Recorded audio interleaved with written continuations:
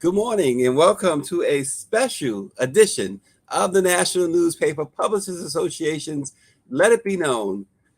Recently, U.S. Environmental Protection Agency Administrator Michael Reagan visited Lowndes County, Alabama, where he found disturbing facts about water in communities of color. He said he witnessed homes with malfunctioning septic systems that discharge untreated sewage into backyards where little children play. Then, on a visit to Wilkins Elementary School in Jackson, Mississippi, Administrator Reagan recounted another difficult to stomach experience for young children of color. City officials declared a citywide mandate to boil water as Reagan arrived because of the discovery of toxic chemicals. Administrator Reagan said he had scheduled time to speak with second and third graders and found porta potties stationed outside the school and described the scene as looking like a work site instead of a school. Michael Reagan, the first Black man to lead the federal agency and the first HBCU graduate to do so, joins Let It Be Known live right now. Also joining us is James Wright of the Washington Informer. Good morning, Administrator Reagan. How are you? I am doing well. How are you doing? Doing great. It's great to have you this morning. We really appreciate you taking out the time to speak with us this morning. And I understand also joining us now is the president and CEO of the National Newspaper Publishers Association, Dr. Benjamin Chavis Jr. Dr. Chavis, good morning. Good morning, and to Secretary Michael Reagan, thank you so much. The Black press supports you 100%. I'm on a plane, so I won't be on the whole program. I just wanted to greet you this morning and thank you for your outstanding leadership. Plus, you're my homeboy from North Carolina. Well, thank you, Dr. Chavis. It's an honor to be here on this show. And listen, it's so important that we get this message out on Black press to our Black community. So thank you all for giving me this platform. I really appreciate the opportunity. Absolutely. And Administrator, let's get right into it. First and foremost, I know that you want to talk about the bipartisan infrastructure law and how this will help communities of color in particular, but I also want you to discuss as we open with those two incidents in brief. We can recap them, what you saw both in Jackson, Mississippi, and in Lowndes County, Alabama. You know, I appreciate that question. And what I saw point blank was pain and suffering for our most precious cargo in this country, which are our children. In Lowndes County, as I toured multiple communities, what I saw was broken septic tanks. And I saw something that I did not know continued to exist in the United States of America, which is straight piping from the toilet to the yard of waste, the very yards that many of these children are playing in. And the level of hookworm in Lowndes County, Alabama is just astounding, especially for the children. That was something that we saw up front and up close. And it was important for us to bring attention to that issue because we need counties like Lowndes County to be eligible and first in line for some of these federal dollars that are coming from the bipartisan infrastructure law. And tell us a little bit about some of those federal dollars. How are they going to help situations like that in Lowndes County, and also how do they get the money? Well, listen, it's important for me to say that because of the president's leadership and because of a bipartisan group in Congress, EPA has $60 billion in bipartisan infrastructure law resources. 50 billion of that, billion with a B, 50 billion will go to water infrastructure projects like the ones we see in Lowndes County.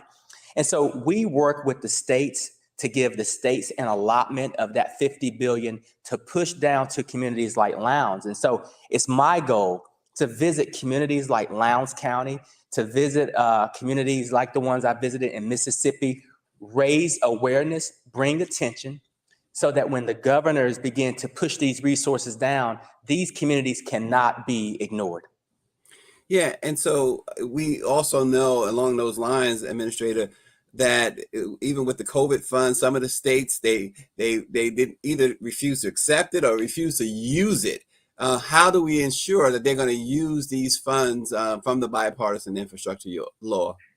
Luckily for us with EPA, we've got an infrastructure in place that's been in place for quite some time, known as the state revolving loan funds. And so we're going to push these resources through traditional state mechanisms, but we've also applied some criteria for how these states can use these funds. I've written a letter to every governor in this country outlining how we can work together to be sure that our Black and brown and tribal communities, our low income communities that need these resources the most will get these resources.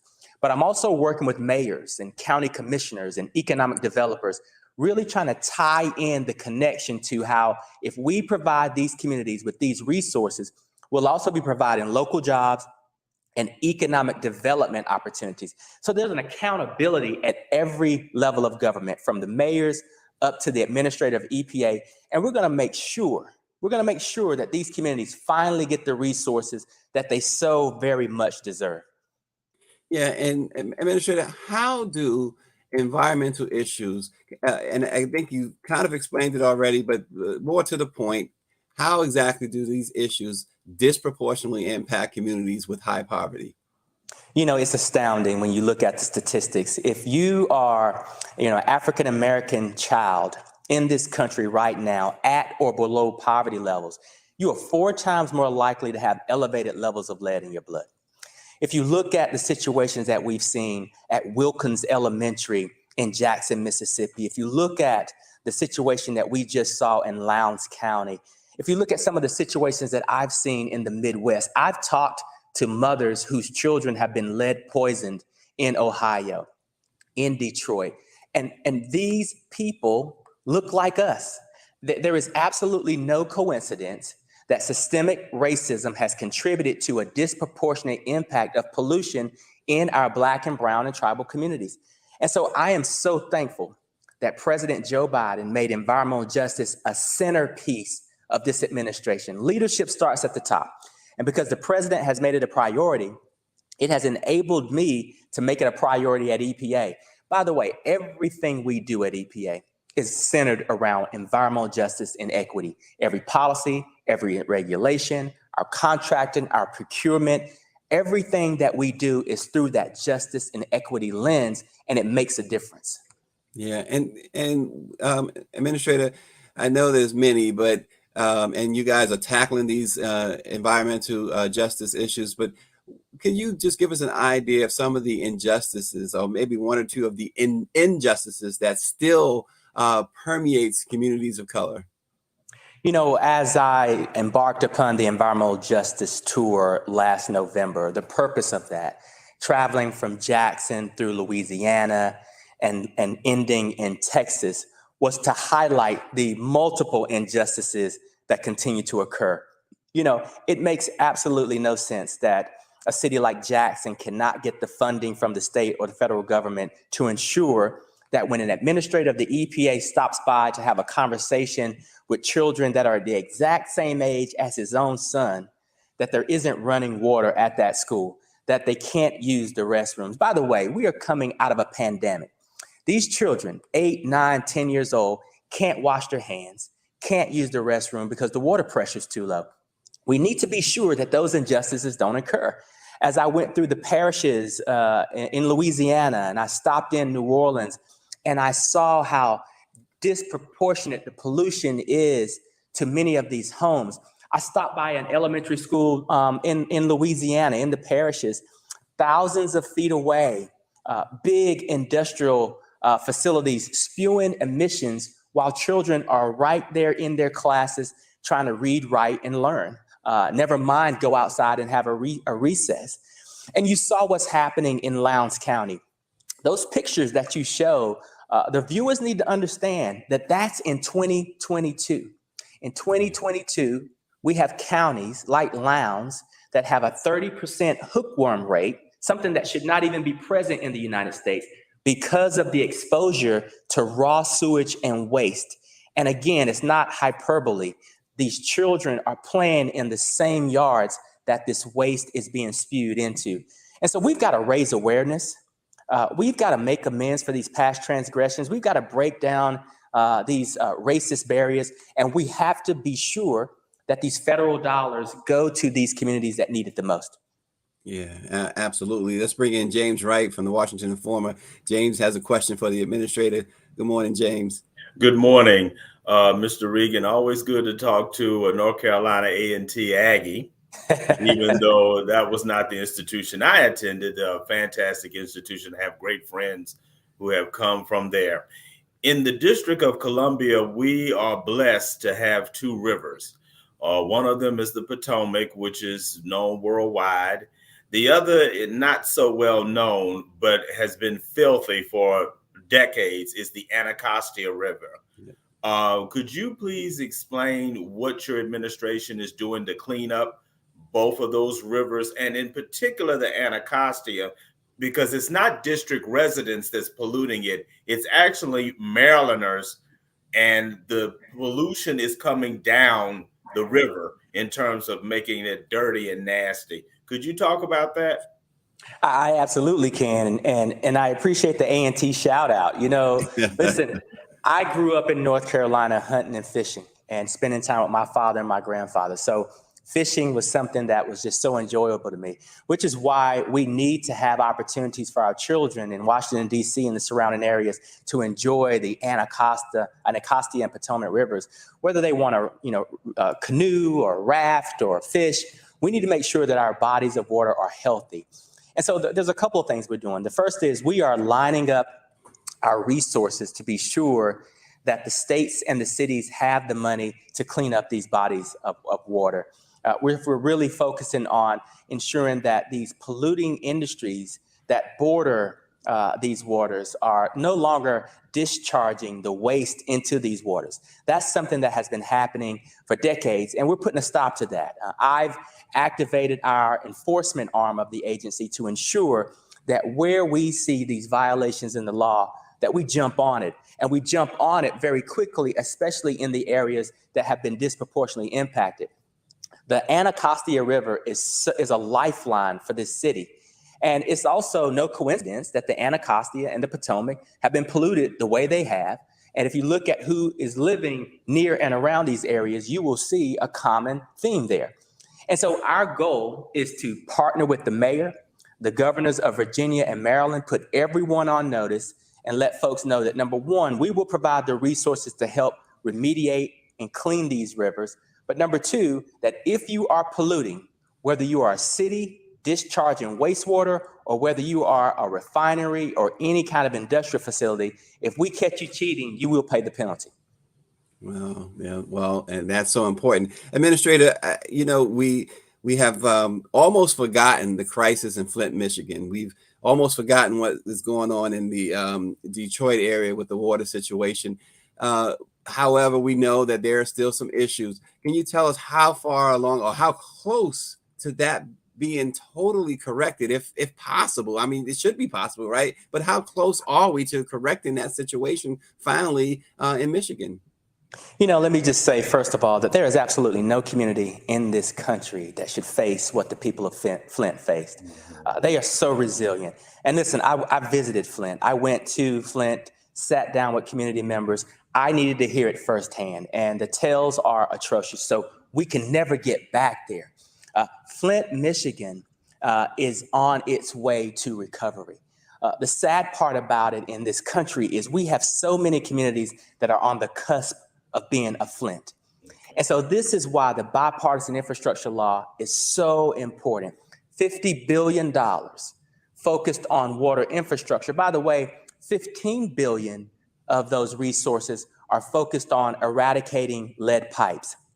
The Secretary of Health and Human Services, Marcia Fudge, is also partnering with us to focus on lead paint.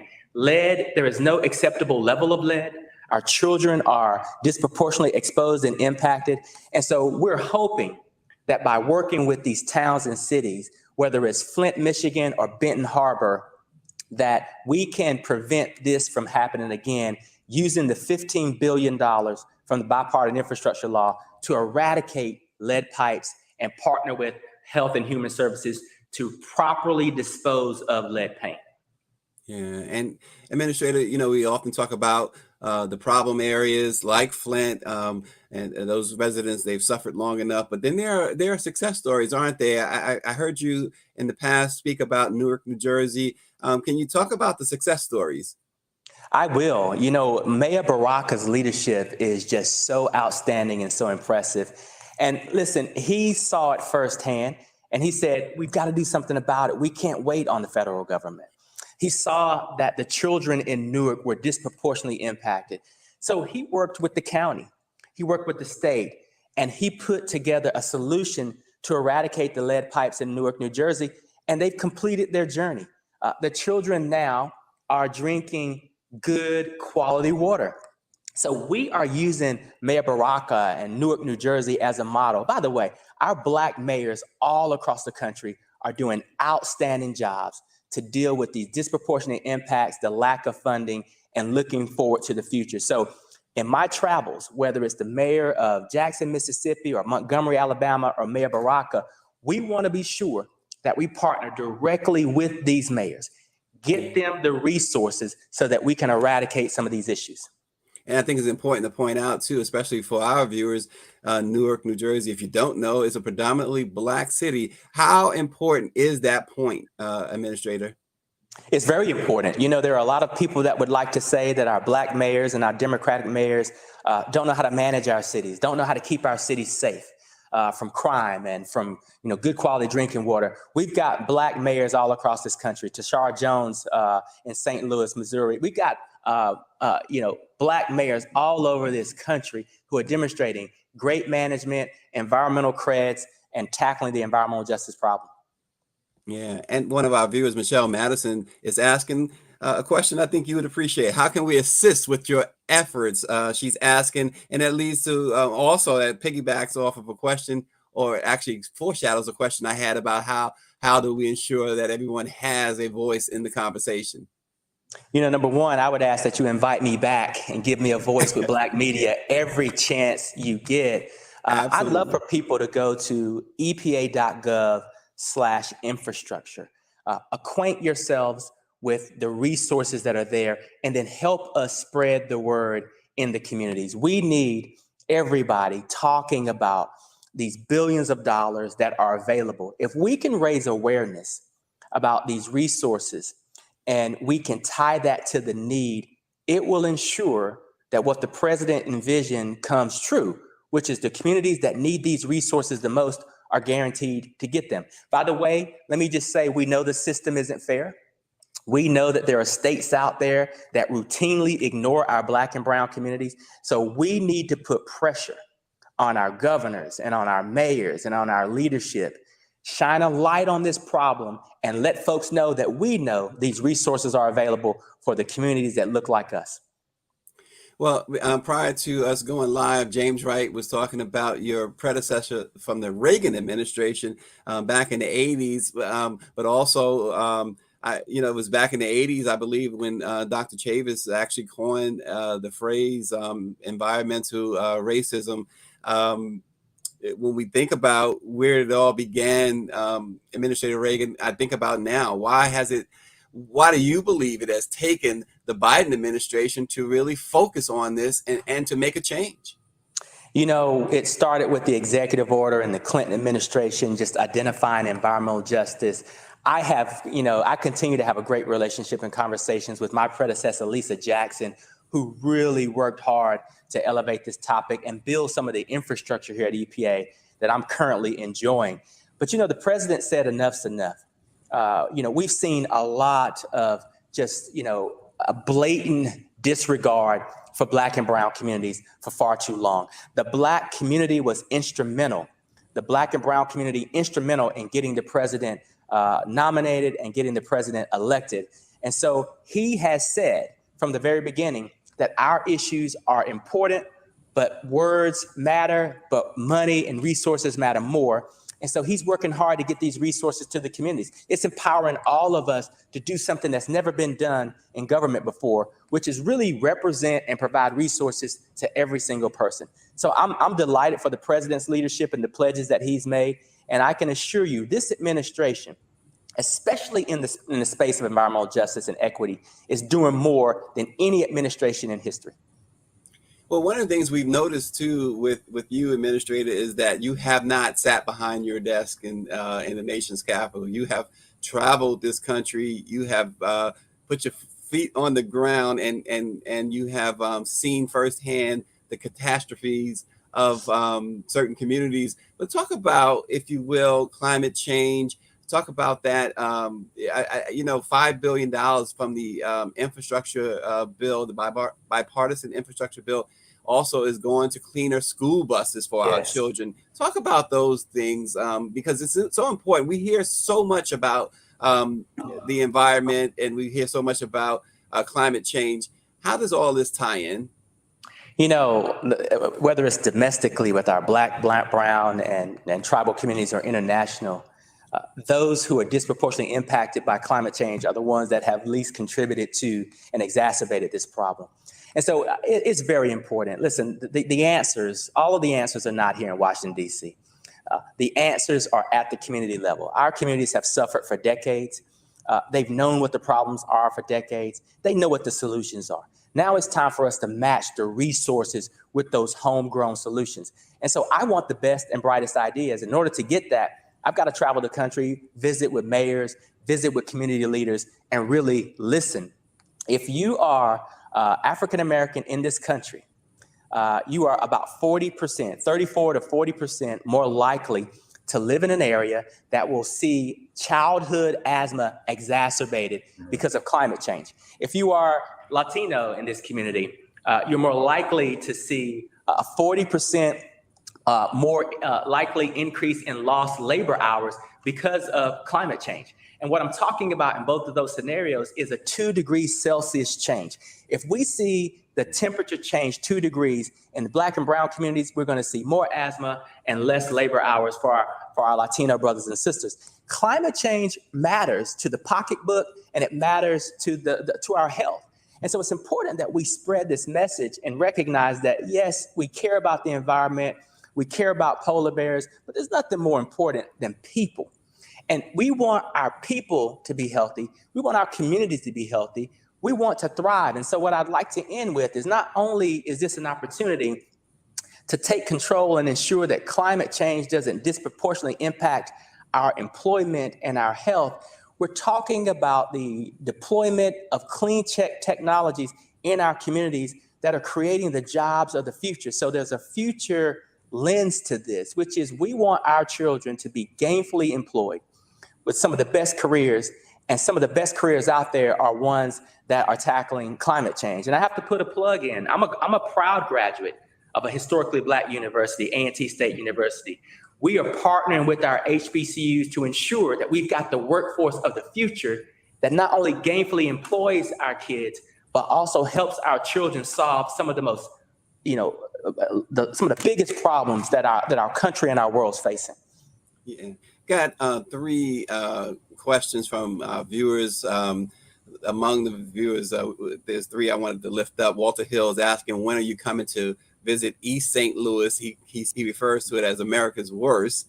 And Daniela Pierre says, climate gentrification is also an important factor in this conversation. How do we not only push resiliency, but protect the land and Black and brown communities? And David Youngblood says, can communities of activists access federal funding without state officials' hands directing how that money is spent? So three questions there, Administrator. On that last question, the answer is absolutely. We received over $100 million from Congress, $50 million to focus on better air quality monitoring for our communities, but $50 million in the form of grants to push out to organizations that are raising awareness and designing smart projects around environmental justice. And so, this is why it's so important that we have the partnerships with our HBCUs. We want our HBCUs to partner directly with the communities so that we can ensure that the resources are going where we all want them to go. Absolutely, we're working on solutions for natural solutions for our cities and our towns, especially our urban communities. When we think about gentrification or the development of our communities, we know that there are a lot of natural solutions. As we think about some of these grant dollars and these state dollars, we want to see our towns and cities really talk more about our parks and our nature trails, planting trees, natural buffers as opposed to cement and hardened structures. So we can definitely do that. And listen, I've been to St. Louis once and I plan to go back. A lot of great leadership there. And this EPA is really about engaging with everyday people and ensuring that as we spend these billions of dollars, again, billion with a B, that our fair share goes to our communities. Yeah, that's fantastic. James, I know you're chomping at the bit, James. Let me let you in here. Oh, we still got James? Yes, Well, yes, okay. yes. The Superfund, in terms of one of the problems that the Superfund has had is the fact that somehow that money never really seemed to get to Black and brown communities in the past. And what is the Biden administration making sure that the Superfund funds, which is clean up toxic sites, gets to communities of color? Excellent question. And we're designing programs to ensure that happens. And we've got metrics to prove it. $5 billion will go to Superfund and brownfield sites. We recently made an announcement a couple of months back about a little over $1 billion that are going to Superfund sites just this year. And let me just say very proudly that we know somewhere between 60 and 70% of those resources will go to communities that have been disproportionately impacted and our environmental justice communities. So we're putting metrics in place. We're going to ensure that the vast majority of these resources go to the places that need it the most. And a lot of these places are Black and brown communities. We also have $5 billion that are going to go to electrify our yellow school buses all across this country. We know that asthma disproportionately affects Black and brown and tribal children. And so it's important that we design these programs, whether it's the school bus program, the Superfund Brownfield program, to ensure that those who have been disproportionately impacted get their fair share. The president and the White House have pledged Justice 40, meaning 40% of the benefits should materialize in our communities. But let me just say that many of us have the attitude that 40% is just the floor and that we can build even further from there. And we're doing just that.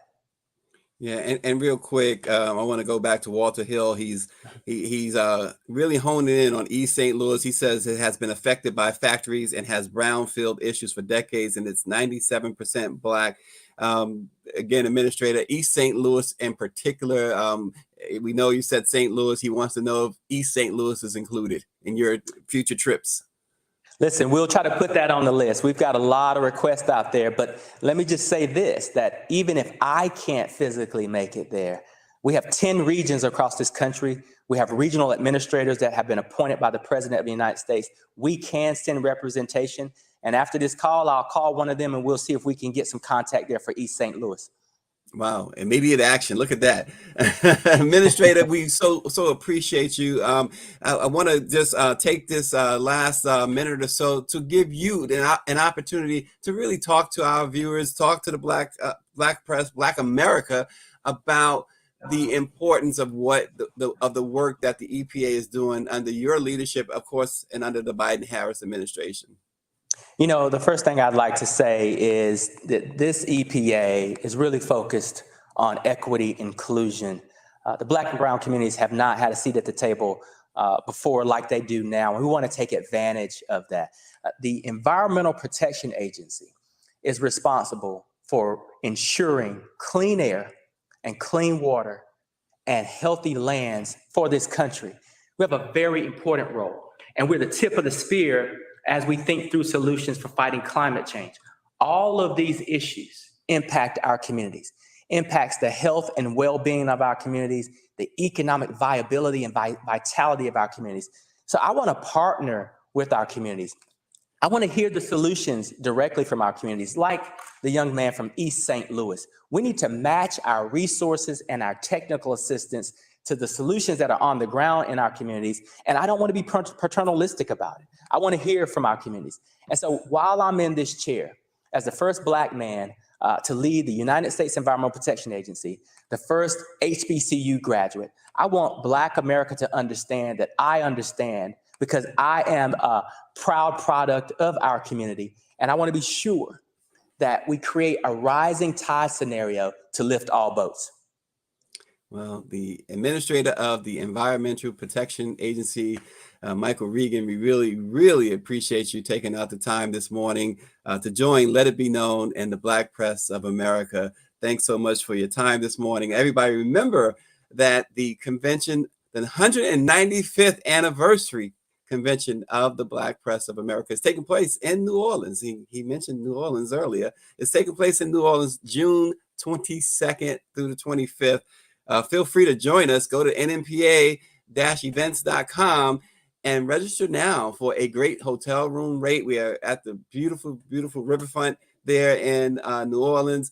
Some great panels, discussions about the future of Black America, conversations like this. And of course, on the 24th, the Legacy Awards. It's going to be a lot of fun.